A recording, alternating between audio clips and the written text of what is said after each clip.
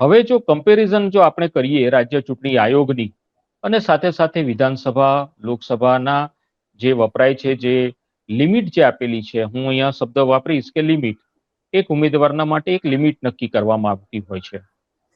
તો લોકસભાની જો લિમિટની આપણે વાત કરીએ તો ગુજરાતની લિમિટ 95 લાખ રૂપિયા છે અને 95 લાખની સામે ગુજરાતની અંદર 26 જેટલા આપણા સાંસદો છે. તો આ તમામે તમામ સાંસદો આખી ગુજરાતનું પ્રતિનિધિત્વ એ લોકસભામાં કરતા હોય છે. એટલે તમામ વિસ્તાર આવી જાય છે ગુજરાત રાજ્યનો.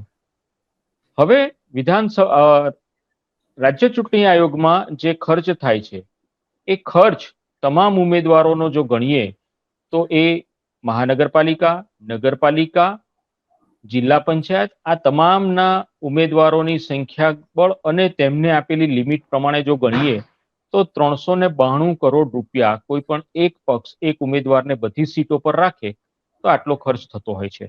જ્યારે એ લોકસભાના સંદર્ભમાં જ્યારે વાત કરીએ તો 26 લોકસભાની સીટો અને 95 લાખ રૂપિયાની લિમિટ એટલે લગભગ માત્ર 25 કરોડ રૂપિયા જેટલો ખર્ચ થતો હોય છે.